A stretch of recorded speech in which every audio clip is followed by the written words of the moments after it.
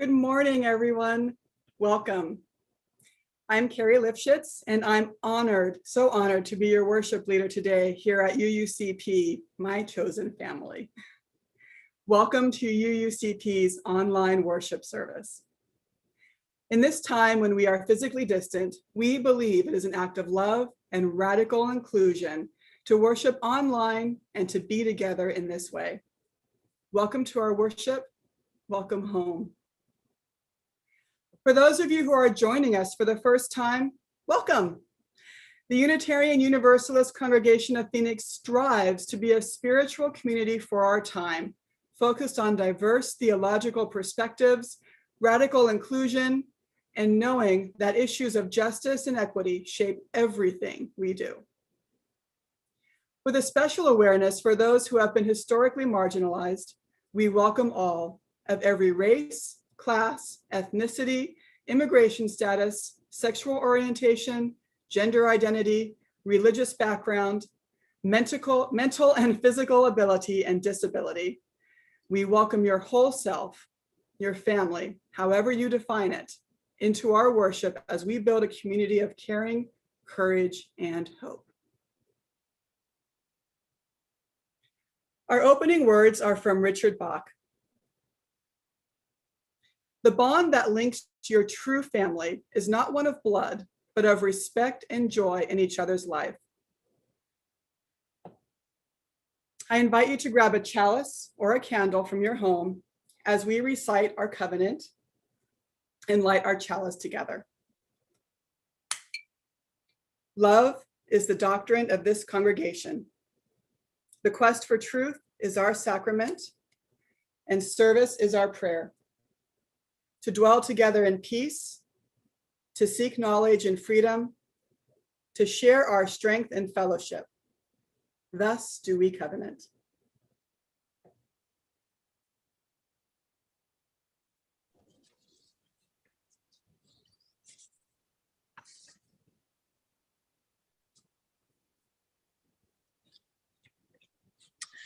Good morning, everyone. I hope you can hear me okay. I'm Joseph Benesh. I'm your worship associate for today. And I just want to thank you for coming to this service. This one's extra special to me. But we've got a whole team running this program, as we always do. So first, I'm your worship associate, Joseph Benesh. We have with us our children's ministry person, Katie Resendez. Operating Zoom is Justin Walgren. And our chat moderator is the amazing Brad Chapman, one of the first people I met when I came back to UU. The supreme technology person is Becca Briley, running all the technology in the background. And then we have a couple of very special guests today, Robert Eland and Bella Perez, who will be joining us in video and with the sermon. And then, of course, quarterbacking the whole thing is the amazing Carrie Lifshitz. Our chat is open, so we're asking you to multitask, to really embrace your ADD, pay attention to the videos and pay attention to the chat. That's where you can ask questions of the panelists and the people behind the scenes, or you can put, a question or a comment to the whole congregation. Just make sure you put in there, panelists or panelists and everyone. So you'll get to choose, kind of who gets to see that.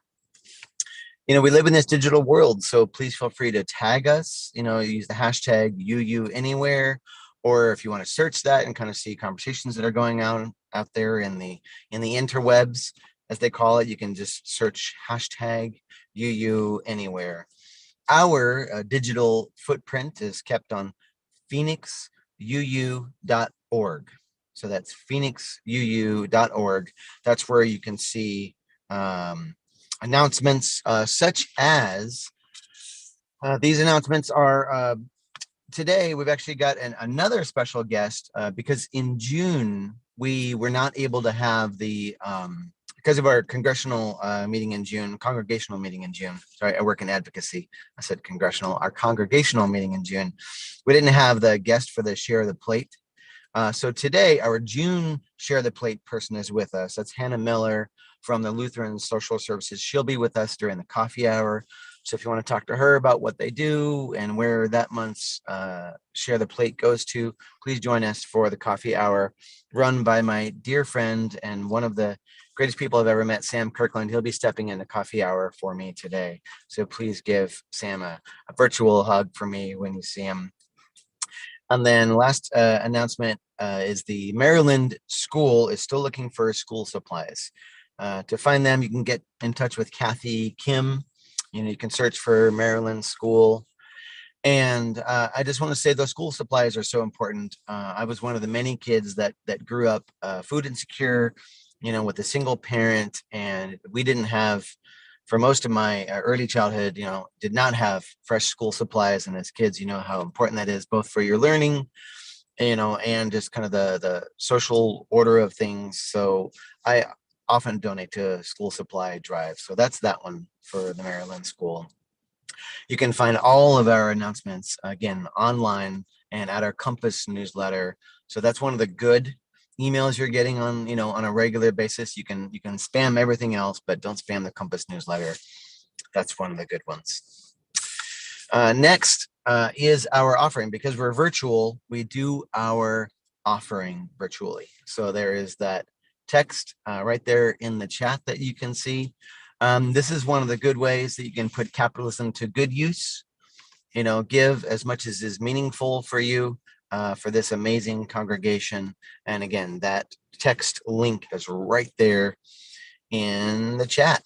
And that's my spiel for today. You'll see me again in a minute when I do the reflection, but we will turn it back to the program. Thank you.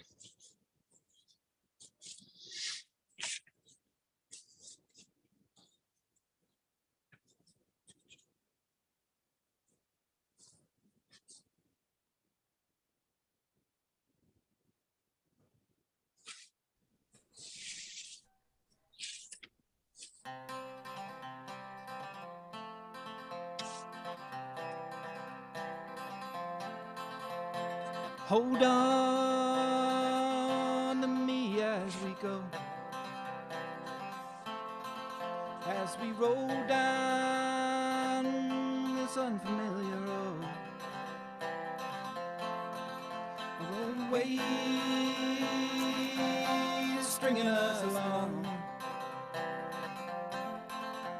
Just know you're not alone.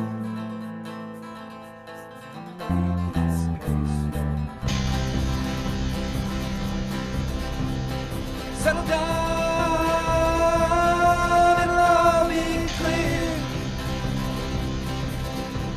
No pain, no mind to the demons that fill you with fear. Trouble, it might bring you down. If you get lost, you can always be found. Just know you're not alone.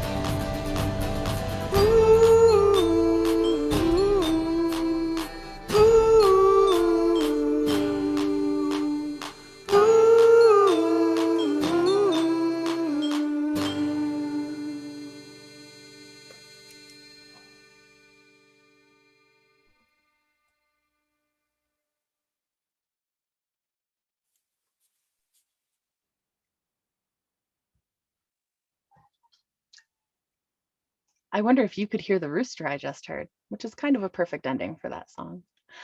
I'm Katie Resendez. I'm the Director of Children's Ministry here at UUC Phoenix. Let's start here. You have let's say really exciting news. You have exciting news to tell one of your friends, and it will completely change their day, their week, maybe their whole year. It is so exciting, and you found it out first and you want to tell them, but you know it's going to be a big deal. So you call them on the phone. This is not something you want to text. And it's too far a distance for you to just go over to the house. So you call them and you say, hey, what are you doing right now? Nothing. I'm just cleaning up, whatever, Okay, sit down. And they get a little scared. Why? What's going on? I have something to tell you. Don't worry. It's good. It's good. I promise. But are you alone? Yeah, I'm the only one here. Well, actually, they live in an apartment complex and their neighbor is only 10 feet away. It's just in another apartment and there's a wall dividing them. And they say they're alone, but there's the little mites that live in our eyelashes and eyebrows. They're there with them. And the bacteria that lives in their guts. And the apartment is kind of old, so there's some mice and some other crawly friends in the walls. So when you asked them if they were alone and they said yes, they're a liar. They weren't actually alone. They're completely surrounded. Okay, we know that's not true. And we know that when you asked that friend if they were alone, you didn't mean the mice in the walls. You meant, did they have someone there? Someone taking care of them, someone filling that role, someone who could celebrate and jump up and down with them and dance, dance, dance when you gave them the good news, right? So the, well, actually, answer wasn't the real one and certainly wasn't the important one. Yeah, today we're going to talk a little bit about those important ones, real ones. What are the things we're actually trying to say? Because sometimes when we say words and ask things, it can change and it can be hurtful and harmful and all sorts of things. Okay, we'll start here.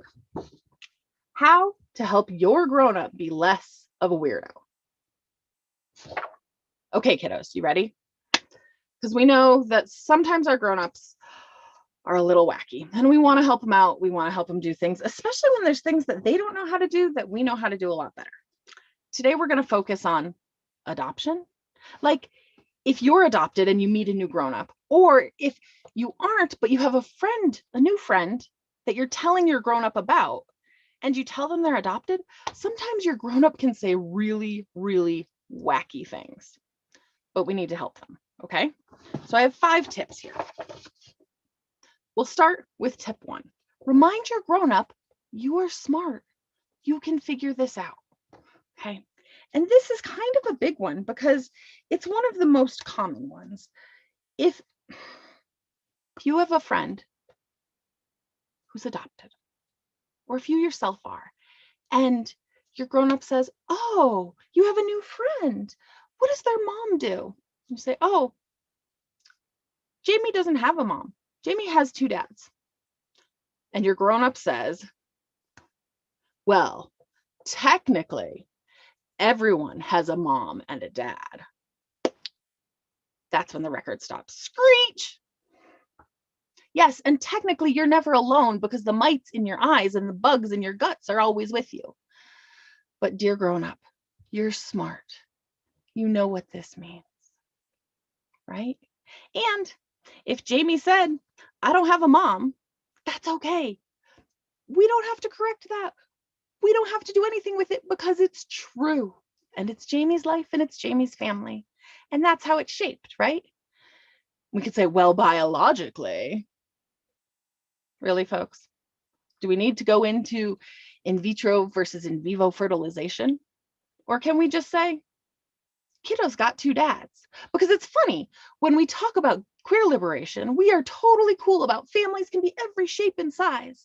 But as soon as we hear someone's adopted, there's all these grown-ups who are quick to say, well, biologically, everyone has a mom and a dad.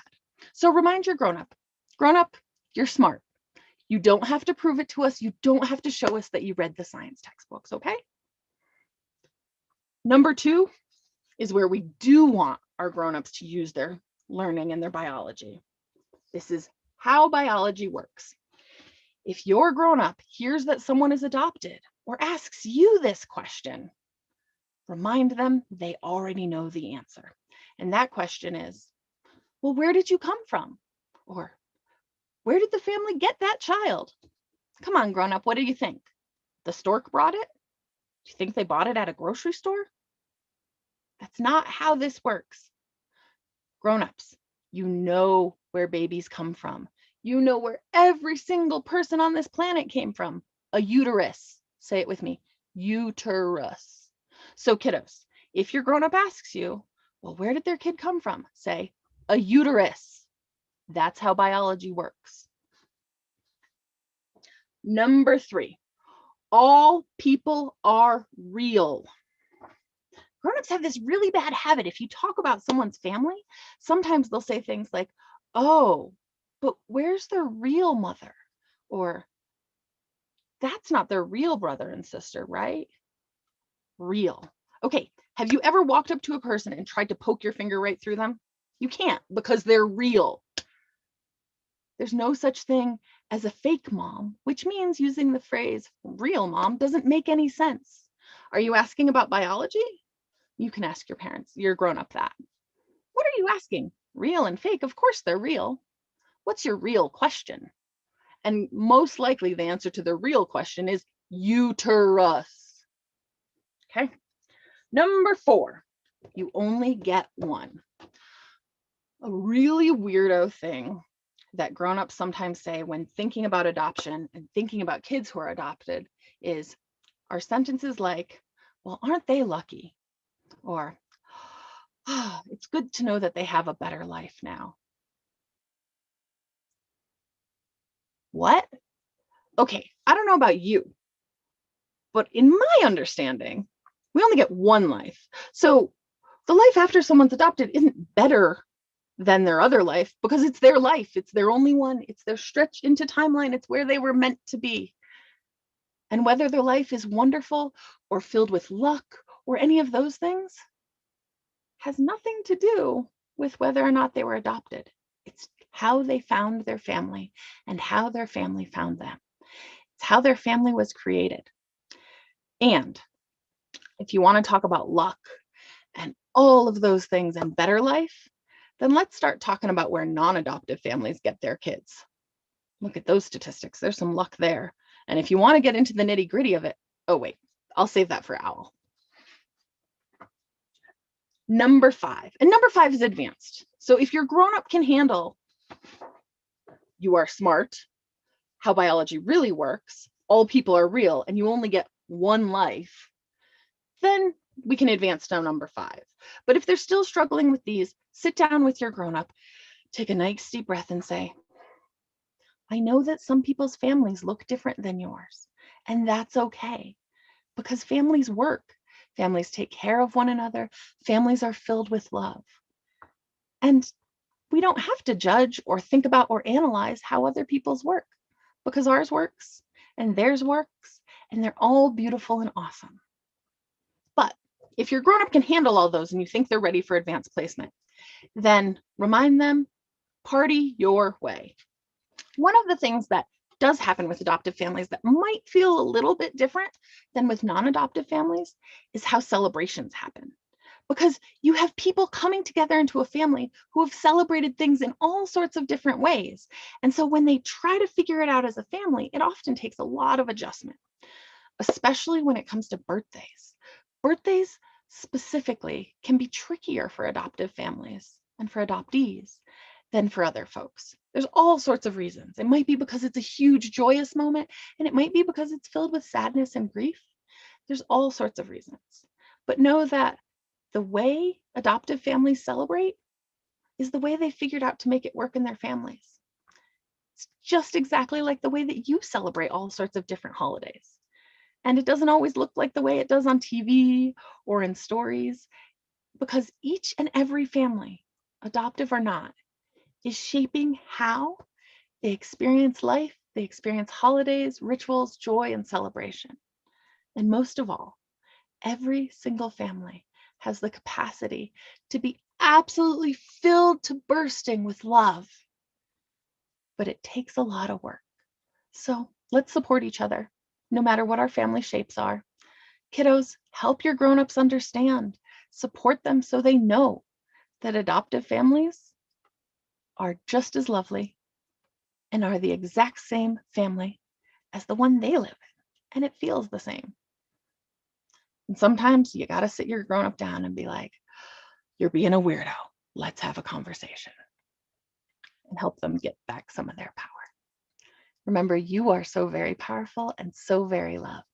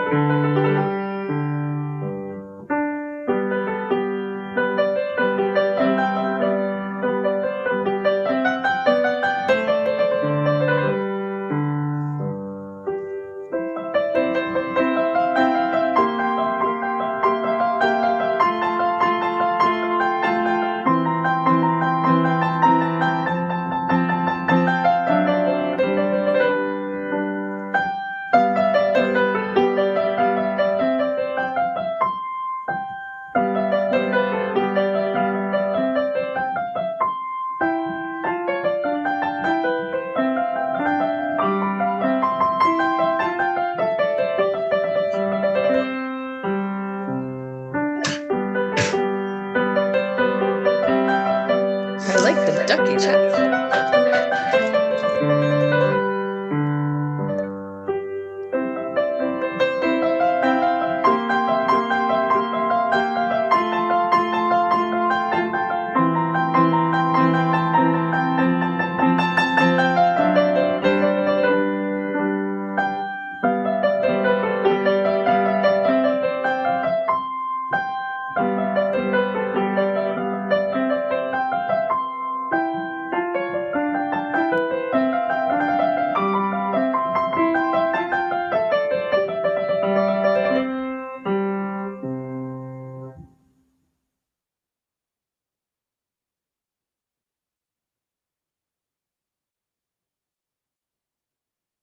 Thank you so much, Connie. That was beautiful. And thank you to everybody who's participated so far. I just, this music just brings everything together. And Katie, amazing as always. It is the time when we share the joys and sorrows of our community. Being together, it is good to share, to support each other, and to connect. Please write any joys or sorrows or what you want our community to know about. Please put your name at the beginning so I know who it is. If you want it to be private, only to me and not to be shared, please put the word private at the beginning and just send it to panelists so I can hold it in my heart. While you are entering your joys and sorrows, let me mention a few in our world. Many schools are back in session in Arizona without being allowed to mitigate for COVID. A few schools are already dealing with COVID outbreaks, and an entire district had to close for a week due to infections. We continue to hold all the teachers, students, and school staff, especially those who cannot be vaccinated yet, in our hearts as they navigate the start of a new school year under difficult circumstances. And let's not forget the parents who have had to make impossible decisions right now. And in general, I would like to hold us all in our hearts. Some of us are making the decision to go back to isolating. Some of us never stopped isolating. Some of us have no choice. Wherever you are on that spectrum, we see you and you are not alone. These are difficult times for all of us.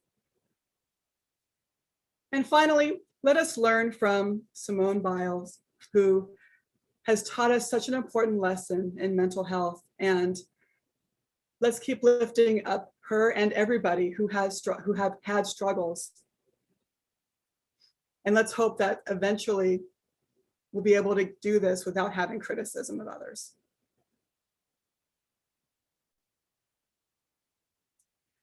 So we have a joy from Bela Perez.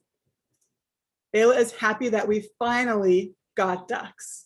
That is exciting. Sam and Michelle wish Shannon, our youngest daughter, a very happy birthday on July 29th. Happy birthday, Shannon. And it was wonderful to see you on Sam's service.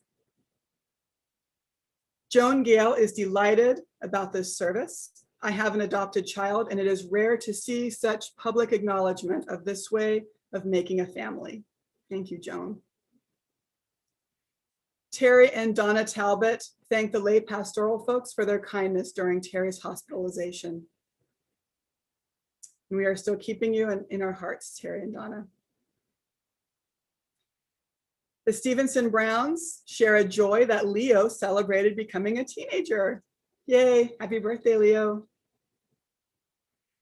And Sam and Michelle would like to congratulate our friends Tim and Rebecca on their recent wedding. Congratulations, that's exciting. Oh, Nigel has a joy. I went surfing this morning and I watched the Penguin Surf movie, Surf's Up. Ah, that's exciting. I'm so happy for you, Nigel, that you're back on a surfboard. And Sylvia Sharma shares her brother, Jim, 68, is held in our hearts as he displays dementia symptoms. Sylvia holds the responsibility for him from Arizona and in a memory care facility there. Sylvia, we are keeping you and your brother and your family in our hearts. Sorry, he's in a memory care facility in California. Eric Ariano, I'm also thrilled for this service. I'm very excited to eventually adopt a big family, and I appreciate feeling included as a gay person. We appreciate you, Eric. Melly is very grateful about this space radiating with love. I feel like a snail in a patch of grass that is abundant with biodiversity and community, a healthy mutualism. Oh, Melly, that was such a beautiful, beautiful way of putting it. Thank you. Thank you for being here. The Perez Resendez Vidmosco family celebrates 6 years, 4 months, and 20 days since a judge made Elena and Katie parents legally. Yay, that's so exciting. Just wait for another second or two.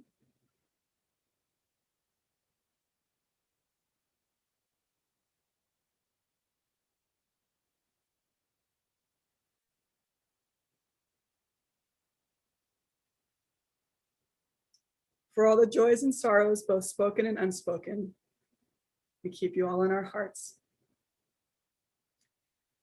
And now I invite you to a time of meditation and prayer. Center yourselves, put your feet on the floor if you wish to settle in place, and take a few deep breaths.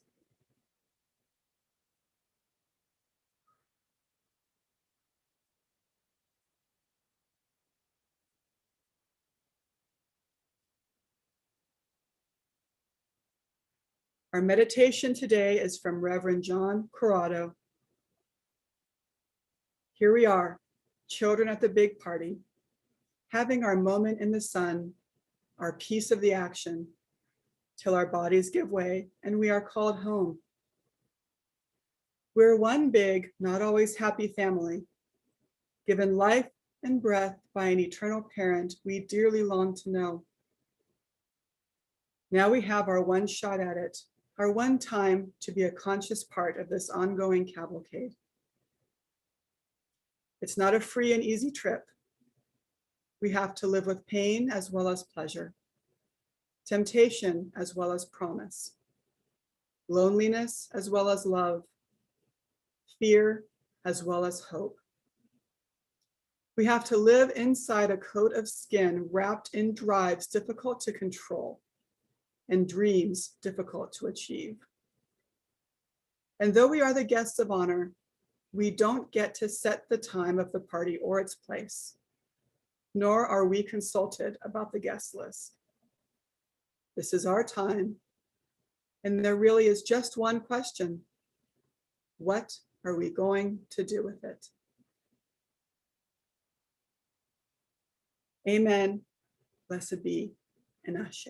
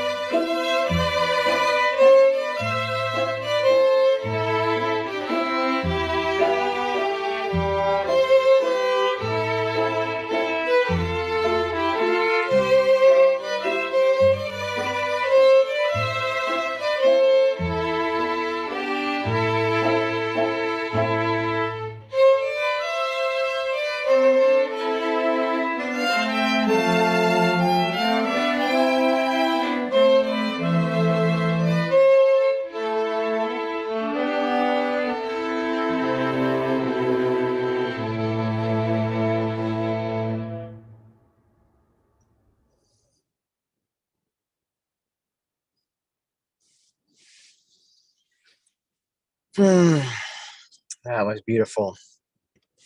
Thank you. I'm so grateful to be in this spot again, sharing a reflection. I mean, it is just one more example of the countless ways that UU practices radical inclusion, talking about adoption and chosen families. So I'm very lucky because I was able to adopt my niece about 4 years ago, and her and actually her bio dad, my brother, and his wife, we all lived together.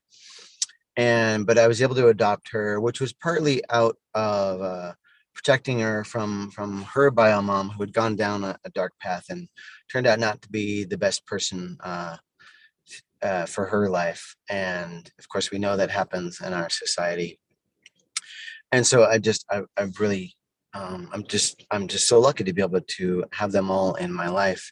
But ironically, it was actually my bio mom who taught me about choosing your family. Because when I was young, my mom grew up in a pretty traumatic household. And when I was young, she actually chose healthy distance between her and her mom and her family. And they, by my mom's will, did not have any communication for over a decade. And that's what she needed to heal. And again, and she chose what I call a healthy distance. And because of my mom's example, I coined a phrase a long time ago that sometimes the best way to love someone is from afar. And because sometimes, our families are just coincidental. And I also love the idea of expanding family and the words that Katie used, family shapes, because your family can be the family that does do the complicated holidays. It can be your work family. It could be your friend's family. Your friends can become your family.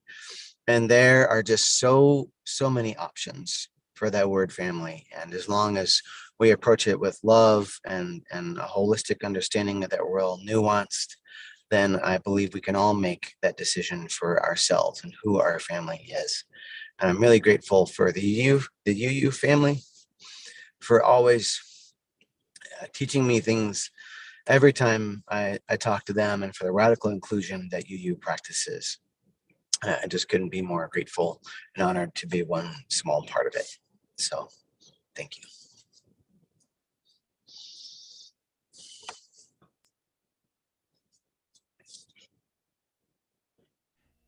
This is a song called We Ain't Even Kin by Benjamin Todd. It's about his kind of grandfather, I guess. I don't know. Anyways, hope you enjoy it.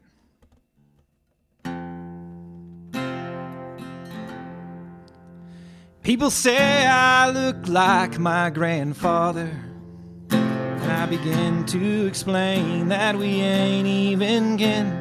He'll interrupt with why bother, and saunter away with a sideways grin, 'cause we both understand not giving a damn about feelings. And why in the hell try and tell folks of what you are living? Life is defined by decisions, and you may burn bridges you ain't got time to mend. You're too old to be in this condition, too young for the Lord to take in. He'd read me the Bible till midnight, and he'd tan my hide when he caught me in lies. When I dropped out of school, yeah, we did fight, and we lost some years for our foolish pride. Now I'm not sure if I'm better or worse for the distance. Yeah, we're not concerned, 'cause there's nothing to learn from resentment.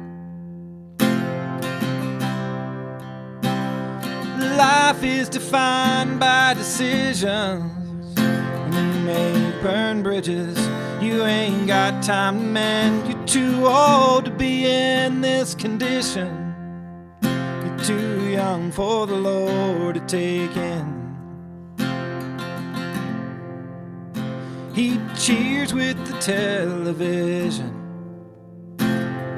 hoping this year that Carolina will win. And I'd give a yell from the kitchen, and I'd wear it with pride that I'm close to him. Yeah, and I count the days, and I watch as the haze fills his eyes. But I won't complain, it's a privilege to live and to die. Life is defined by decisions, and you may burning bridges you ain't got time to mend. You're too old to be in this condition. You're too young for the Lord to take in. You're too young for the Lord to take in.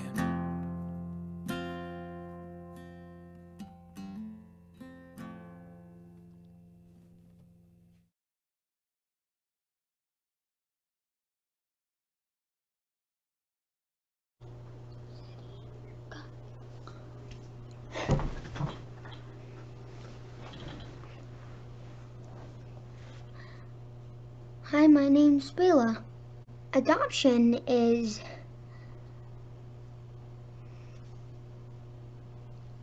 when one living thing, and not like a plant, like one animal gets given to another family. It could also be humans, ducks. It could be almost anything. I'm adopted. What does it feel like to be adopted? If you remember, it could be very, very hard through the course of your life. What makes it hard? Knowing that you'll leave your family, you leaving all that stuff, starting new friends, starting new family, everything's hard. Even new bedrooms. What's good about adoption?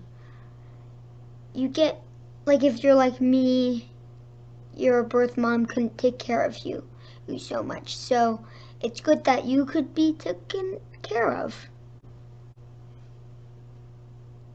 You could never really know something. What do you mean? Like, I never got to know my little brother. I'm a person of 3 siblings. One I didn't even get to know. Who are the 2 that you do know?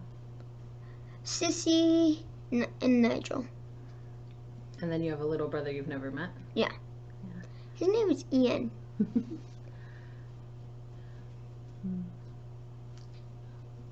Do people know you're adopted when they first meet you? No. Oh, no. I don't really tell other people outside of church. Is it an important thing to you?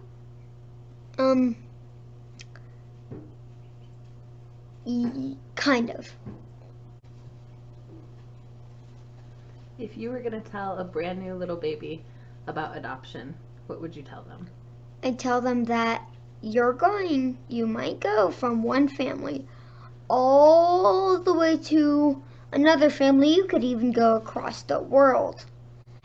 It can be hard if you remember it, but if you never remember, you just consider that this is your parents and you had no other. But you know that you had other parents, right? Yeah. It was hard. Yeah. Does it make you sad sometimes? Yeah. Why does it make you sad? I never got to know them. It can be hard in some cases, but it can also be yes in others. This is the hard side. This is the yes side. Anything else? I think that's it. Bye.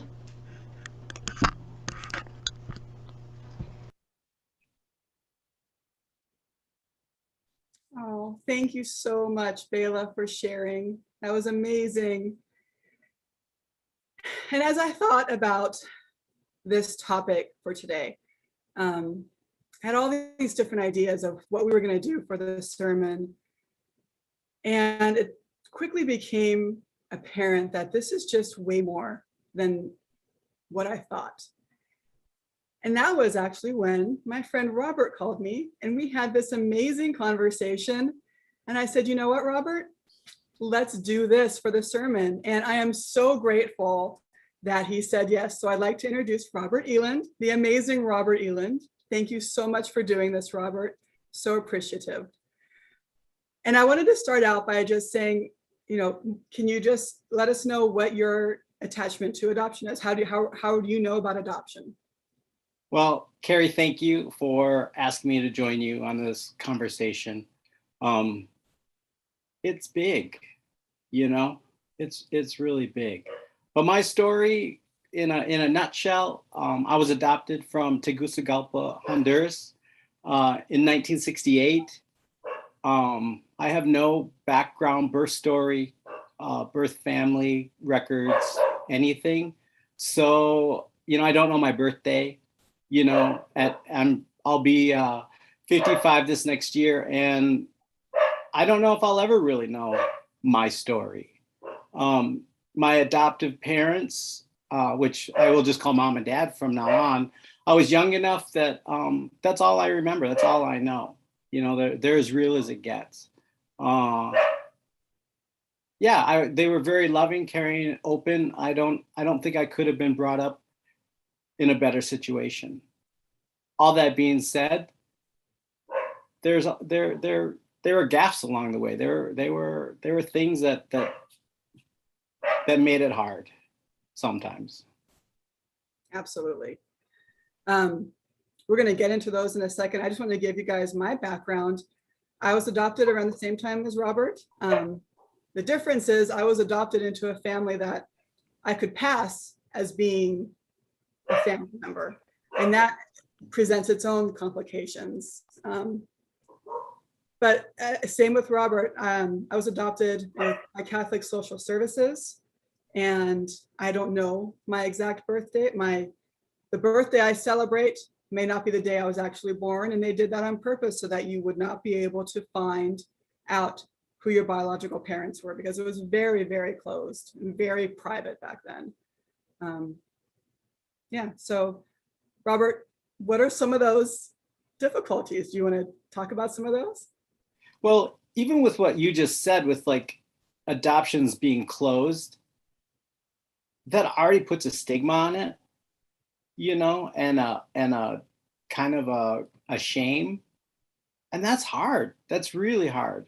With me, I was adopted into a white family, and it was very obvious, from go that I was different, I remember people come up to my mom. I sometimes could pass with my dad. He got real dark in the summer and had black hair. So I sometimes could pass, but with my mom, there were always questions at grocery stores and in line and whatnot. And, and I would hear them say, oh, what a special thing you did.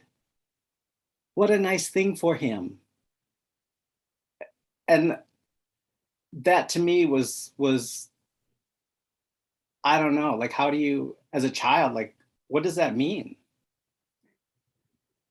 I remember I have a big gap in age from my brothers. My mom, she had 2 babies and then was unable to have any more children naturally.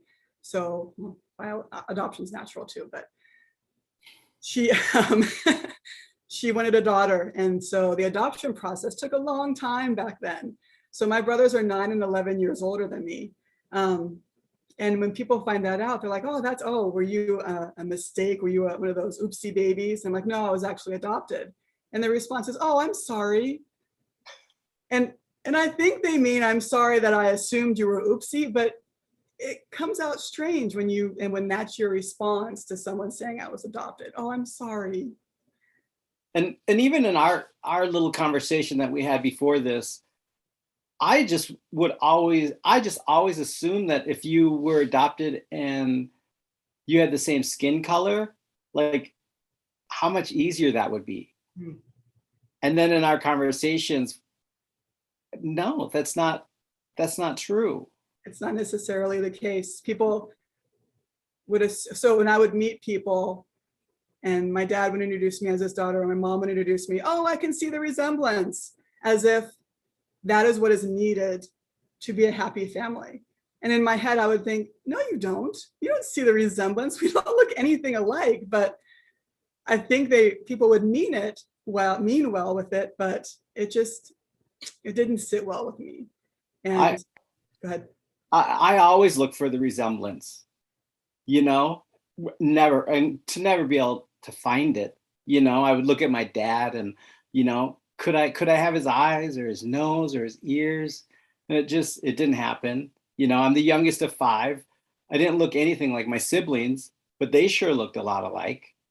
You know, I have an adopted brother as well, a few years older than me, and he's African American Mexican. He didn't look like me, you know, but when you added, you know, three biological, two adopted into that mix, you know, we're already a party of five now. And then we're very colorful, you know. But I was, you know, I still like, you know, you kind of want to find that resemblance.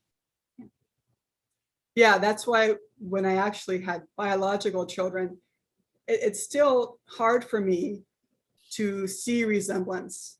I People will say, "Oh, Colin looks like you," or "You have Dylan's eyes," or something. It's still hard for me to see that because there have been so many times when I was told that I looked like somebody else, and so I have this messed up idea of what looking like somebody is and what their characteristics are. And It's and why is that a badge of honor? Why is it like right. a blue ribbon that you look, oh, you look like your dad or you look like your mom, or, you know, like, why is that a conversation where it's such a positive thing? Exactly. Exactly. That's true. It's very interesting. It is. Now, you were adopted from another country, and it's pretty unlikely that you'll ever know anything about your biological parents. Have you done anything? Have you tried any searching? Have you done any DNA research? I right before my dad passed, we did a family reunion, and my dad was always into genealogy.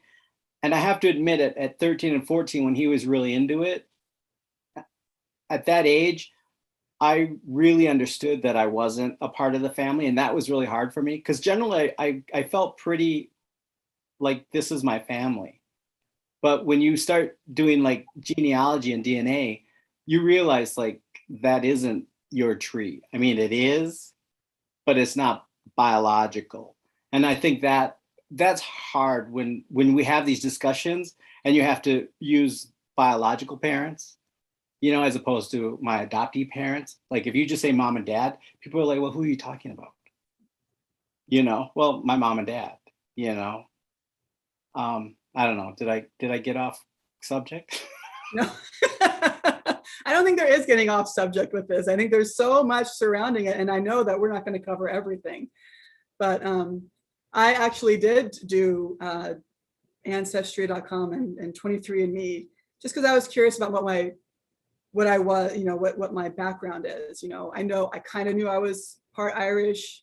I kind of knew that I've had some Scandinavian, but otherwise I didn't know anything. And it's really interesting when you get on one of those sites and you have to start building your family tree. And I automatically started making a family tree that included my brothers and my parents and their parents.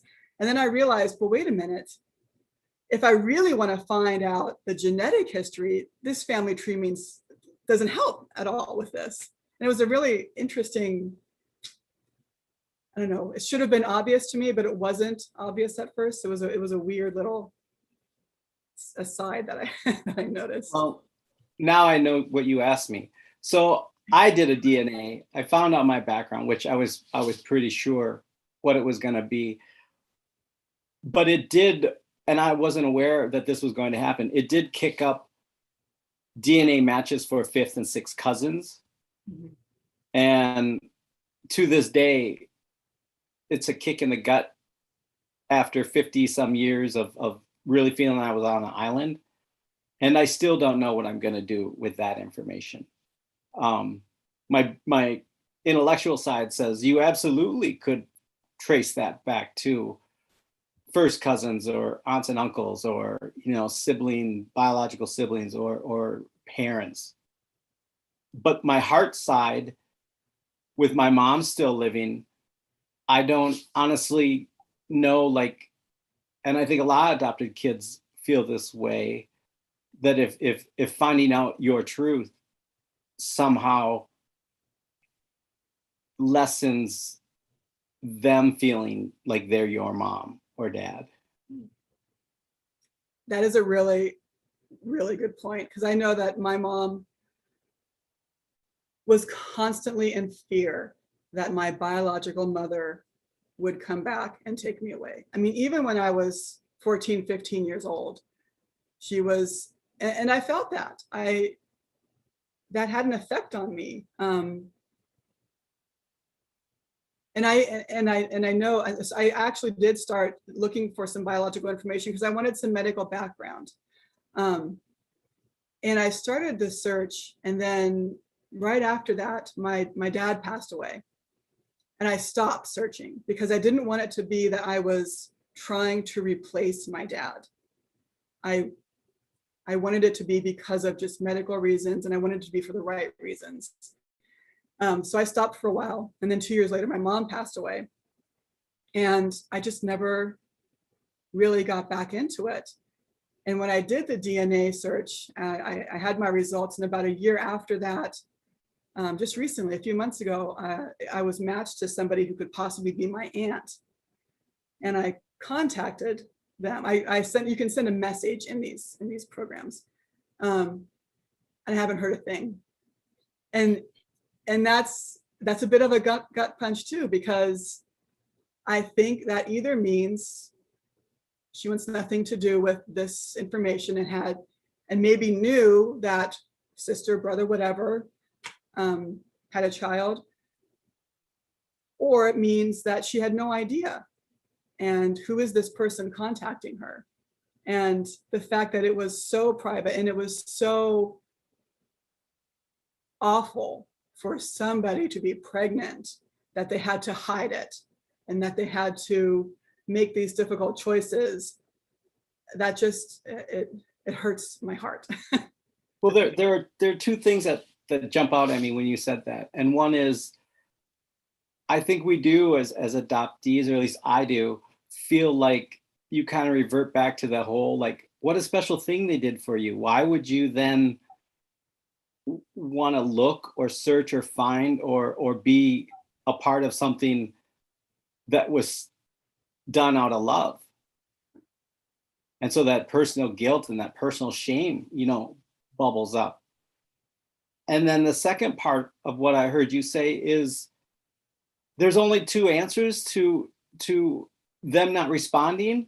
One is the shame of maybe the story behind it, or they don't want anything to do with you. Like, as adoptees, there's only two sides. Either they respond because they want me in the family, or they don't respond because they don't want me in the family. But there's a whole big gallery of other things that it could be. And as an intellectual adult, you understand that, get that. But your gut reaction is they don't want anything to do with me, or they're ashamed of me, or they never knew about me. Like those are like the simple from the gut options, and that's it. And how sad is that for us? Well, I think it was also sort of ingrained in me too, because I would watch these. I mean, for a while, it was really big to have on those talk shows. Remember, like Sally, Jesse, Raphael, and all those shows where they would have these amazing, beautiful reunion stories of adoptees meeting their biological parents, and it was wonderful, and they had this great thing. And if you talk to people who are in that business, they say that is the rarity. It does not usually turn out that way. And that's sad. It was very discouraging. So how do we fill that hole? How do we rectify in ourselves that loss or that lack of gain, or like that ideal, like I found my biological family and they want everything to do with me? Or is it I have no way of ever finding out, and if I did, they probably wouldn't want anything to do with me. Right. How, what, I mean, I don't know what loving adoptee parent could give us to fill that, because I think for me, it's a very real thing. And how do you go around the guilt of everybody saying, oh, what a wonderful thing your family did, but inside feeling this sense of something, like I can't even describe what the sense is, because I've always been told to, oh, you should be so lucky. You're so lucky that this happened. But there's still a sense of loss or a sense of longing for identity. Thank you. Yes. Yeah. And how do you rectify those two things? I think conversations like this. Yeah. So that's actually a really good segue into an idea that you had. Did we rehearse this? I know. I am wanting and willing to start a support group for families with adopted children. I had a lot of support growing up in Wisconsin called the Open Door Society, which was potlucks of families with adopted kids. So I saw a lot of families growing up that looked like mine, and a lot of friends that looked like me, and it was great. And I believe there's a space and a need for kids to be, everybody knows or should know, or maybe they don't know. I love kids and I'm very in tune to kids, but there needs to be a safe place where they can have discussions about their feelings and thoughts, about their families, and where parents can lean on each other and say, I'm going through this, and it would be nice to have a sounding board.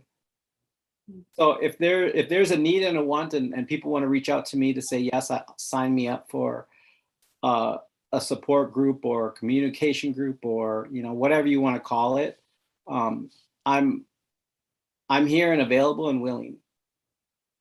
That's amazing.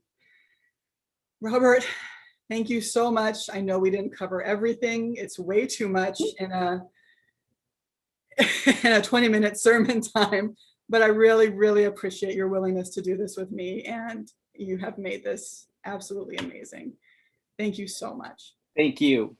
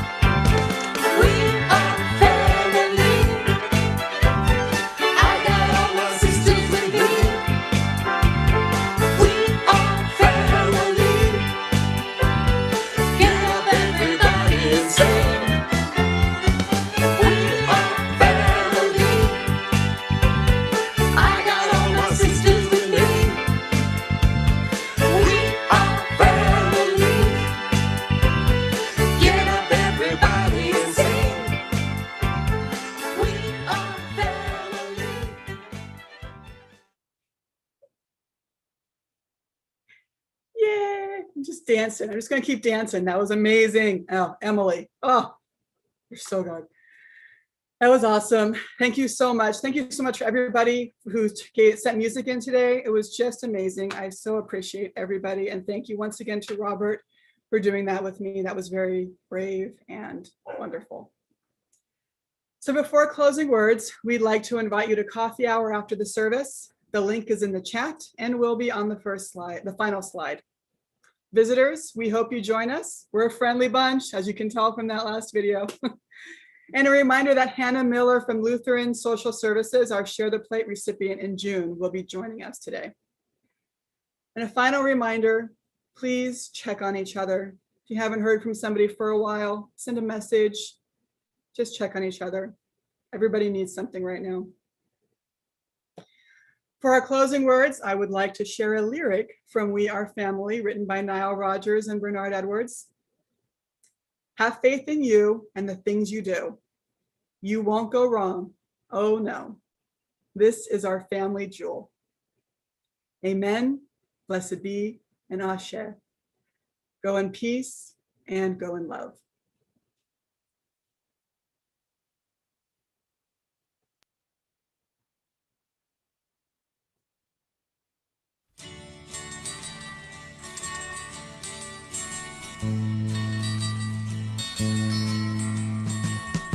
Will you stay in a lover's story? If you stay, you won't be sorry, 'cause we believe in you.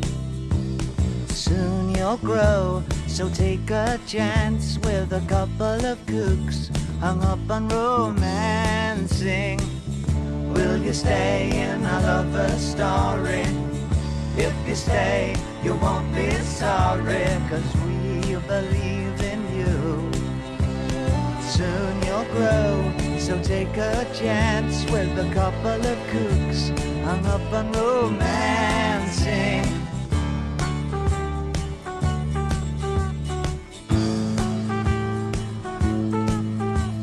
We bought a lot of things to keep you warm and dry, and a funny old crib on which the paint won't dry. I bought you a pair of shoes, a trumpet you can blow, and a book of rules of what to say to people when they pick on you. 'Cause if you stay with us, you're gonna be pretty cookie too. Will you stay in a lover's story? If you stay, you won't be sorry, 'cause we believe in you. Soon you'll grow, so take a chance with a couple of kooks hung up on romancing.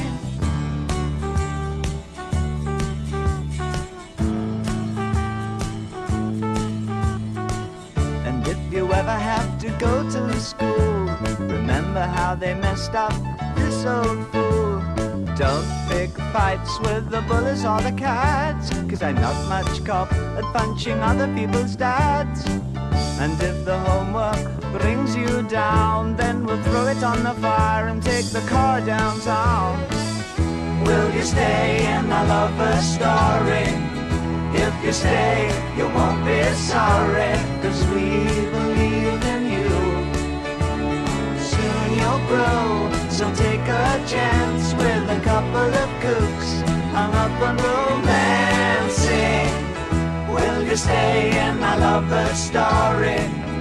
If you stay, you won't be sorry, 'cause we believe in you. Soon you'll grow, so take a chance with a couple